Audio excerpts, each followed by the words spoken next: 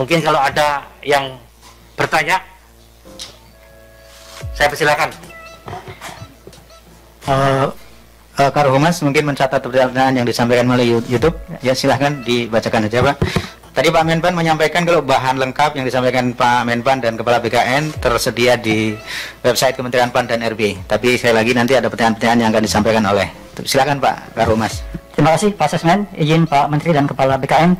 Ada beberapa pertanyaan yang kami himpun dari akun YouTube Kementerian PAN RB yang diakses oleh sekitar 540 akun yang terdiri dari media maupun instansi di pusat dan daerah, hampir 540 akun. Pertanyaan pertama dari liputan6.com. Pertanyaannya ada 4. Yang pertama, seleksi CPNS 2021 bakal dibuka setelah Mei. Kalau menurut perhitungan PAN RB dan BKN, sistem apa pelaksanaannya nantinya? Yang kedua, apakah memungkinkan jika pelaksanaan tes seperti SKD dilaksanakan jika kondisi masih seperti sekarang ini? Yang ketiga, secara kebutuhan formasi, jumlah yang akan dibuka kira-kira berapa besar? Kemudian yang keempat, jika mengacu pada pelaksanaan CPNS 2019 yang di tengah jalan terkendala pandemi, apa saja pertimbangan yang bisa diambil untuk pelaksanaan seleksi selanjutnya? Kemudian ada pertanyaan dari Anita Anggraini dari Fakultas Kesehatan Masyarakat Universitas Diponegoro. Yang pertama, apakah surat tanda registrasi untuk jabatan fungsional bidang kesehatan, contohnya penyuluh kesehatan, apakah masih wajib? Padahal surat tanda registrasi untuk Fakultas Kesehatan Masyarakat sudah dihentikan oleh Kementerian Kesehatan. Pertanyaan selanjutnya dari Universitas Mataram, apakah benar tidak akan dibuka formasi guru pada CPNS 2021? Kami ulangi, apakah benar tidak akan dibuka formasi guru pada CPNS 2021?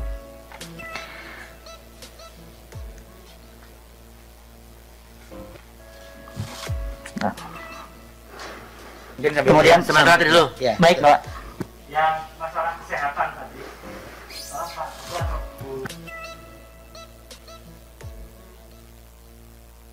registrasi tadi. Silakan Pak Teguh. Silakan Pak Teguh. Baik, ya. Pada dasarnya sebenarnya apa yang menjadi keputusan Menteri Kementerian Kesehatan sebenarnya kita sudah sesuaikan, Pak. Artinya memang sudah tidak diperhitungkan lagi yang intinya, Pak. Sertifikat surat tanda registrasi tadi, Pak. Sementara waktu gitu, Pak. Berikutnya secara keseluruhan, Bapak Kepala BKN tadi banyak pertanyaan di sana. Silakan. Terima kasih atas beberapa pertanyaannya.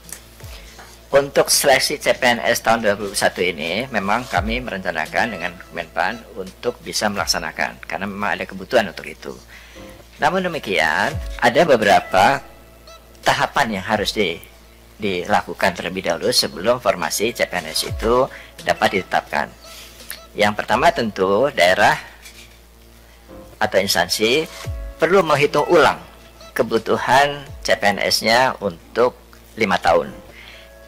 Setelah mereka mengetahui kebutuhan untuk 5 tahun itu, mereka membaginya dalam periode tahunan. Jadi tidak sekedar hanya membagi 5, tapi berapa tahun pertama, berapa tahun kedua, sampai tahun kelima. Nah, kenapa itu diperlukan? Karena saat ini banyak sekali CPNS atau PNS yang meminta pindah lokasi, sehingga kebutuhan di masing-masing tentu menjadi berubah dan berbeda. Nah, hanya jika teman-teman instansi telah menyampaikan formasi itu kepada Kemenpan RB, kami baru bisa menetapkan formasinya, berapa jumlahnya. Dan itu diperkirakan formasi itu Mei sudah dapat ditetapkan. Kenapa begitu? Karena untuk pelaksanaan tesnya diperlukan waktu paling lambat bulan Juni sudah harus dimulai, agar bulan Desember sudah bisa diselesaikan seluruh prosesi seleksi CPNS-nya. Nah, SKD tetap akan dilakukan bersama juga dengan SKB soal-soal juga akan dibuat dan ditambah oleh Kementerian Pendidikan dan Kebudayaan untuk memperbanyak jumlah soal yang bisa disampaikan. Nah, untuk seleksi ini tentu kami sudah belajar dari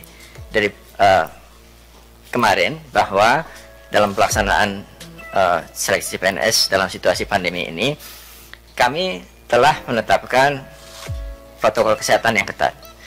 Dan dari keseluruhan proses di semua daerah, tidak ada satupun yang tertular atau menjadi klaster baru COVID-19.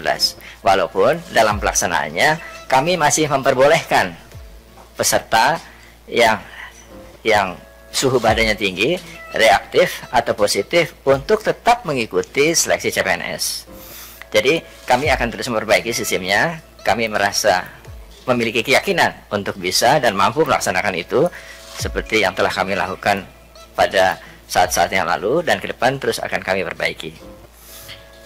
Untuk surat registrasi, ini yang diwajibkan adalah dokter. Untuk perawat tidak diwajibkan, walaupun memang ada beberapa sekolah yang mewajibkan surat registrasi, tapi dari sisi kepegawaian yang diwajibkan hanya untuk dokter. Nah, kemudian apakah ada penerimaan guru CPNS?